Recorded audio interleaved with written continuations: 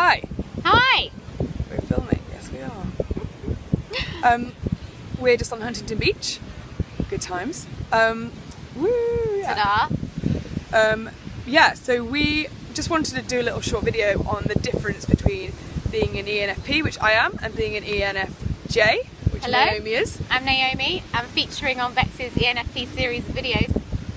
Exciting times. Exciting times. So, you are the Myers-Briggs trained expert That's here. right, that's me, yeah. Mm-hmm. So that's your job, and you are the reason I'm interested in Myers-Briggs in the general anyway. So. Oh, you are my little prodigy. Apprentice. Exactly. So, He's overtaken me. Naomi, Myers-Briggs. So we just wanted to talk about the difference between being an ENFP, which I am, and being an ENFJ, which Naomi is. Yeah, come on. So, okay, should we talk first? Yeah, go for it. See, I like that because it means that we can be structured, so I'm going to talk first, Bex talk next. A big attribute of being a J, because for me, being a J, closure is so enjoyable for me. So closing things off to make a decision, to make a plan. And the reason I enjoy that is it gives me a sense of achievement, accomplishment, and also allows me to be really excited about what's to come. Because once I can sense the decision's being made, I can then live in the joy of that decision and can move forward from that place. So that's why I love. So do you think that comes across then as you being someone who, in friendships or whatever, or relationships, needs to kind of have a little bit more detail? Or do you think it's not about the detail that you need in terms of planning? Is it just about having a plan? I think for me it's about having a plan, but that's probably because I'm an ENFJ.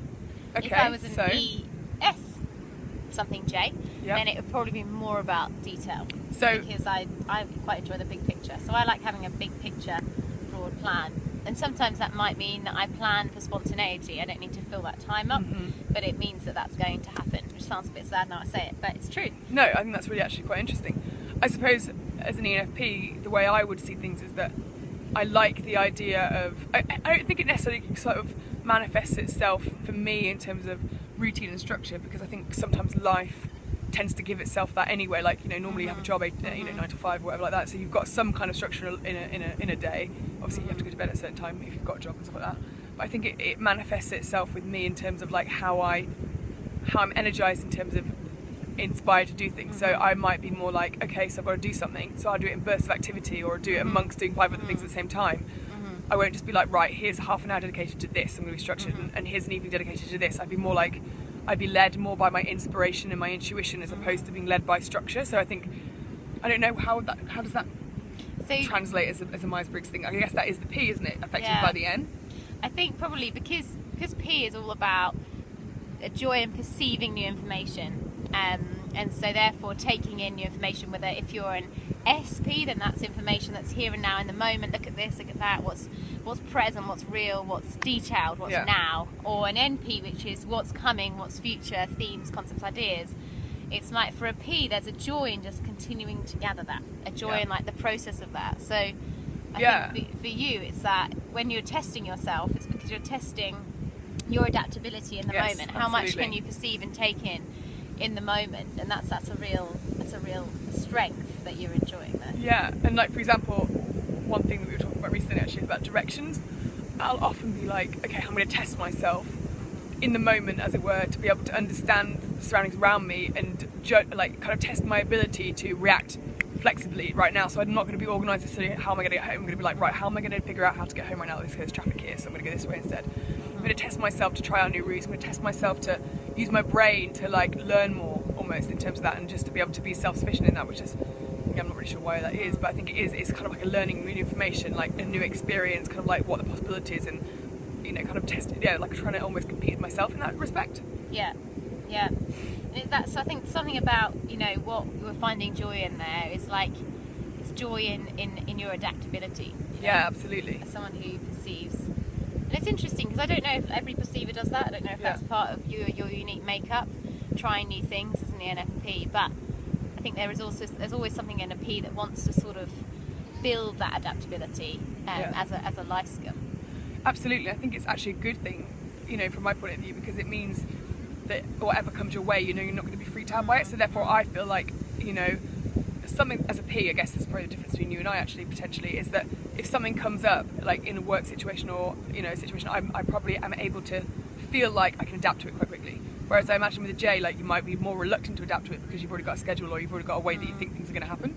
And I think this is part of, Myers-Briggs isn't about skill, isn't about ability, and it's not restrictive. All of us operate, sometimes as extroverts, sometimes as introverts, sometimes sensing, sometimes intuition, sometimes feeling, sometimes thinking, sometimes judging, sometimes perceiving, and it's about knowing the balance. And that's where having it, getting a balance, learning a balance, being comfortable with that is really, really important, because there are times in life when we have to perceive, we have to react in the moment, we have to go with the flow, be adaptable, spontaneous, and there are times when we have to be structured, and we have to put closure on things and make decisions quickly. And actually that's why it's important to be balanced and to learn balance. Yeah, absolutely. And it's I think a lot of it is really about knowing what's most appropriate for when. Yes, wisdom. And I think the reality is we're educated, and I don't know if education is changing over time, but certainly for our generation and above, we're educated to believe that being a J, being structured, is key to success. And actually I think what's very releasing for a lot of Ps is realising, hey, I'm actually really successful in my natural self, in perceiving and being spontaneous and adaptable. So something interesting there, I think. And I think things are changing, to be honest with you.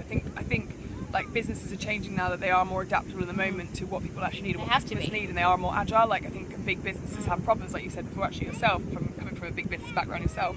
It's difficult sometimes, isn't it? To have that ability to kind of react in the moment in any kind of way. Yeah. And actually the pace of life is much faster. I wouldn't be surprised actually if you looked at Myers-Briggs profiles over time, whether more and more children are actually learning to react and be more of a perceiver, because new information is coming at such a quick pace. And also I think people who are younger are more perceiving, because you haven't set yourself into your way of life, you haven't quite understood your groove, your rhythm necessarily, so people tend to be more P, don't they, when they're younger?